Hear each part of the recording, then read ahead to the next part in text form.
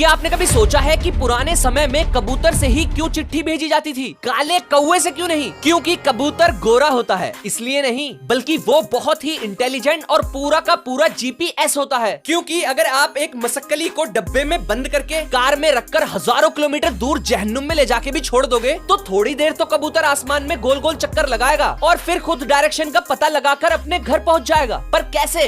इसका actual reason scientist भी नहीं जानते। बस उनका मानना है कि ये सूरज और अर्थ के मैग्नेटिक फील्ड से शायद अपने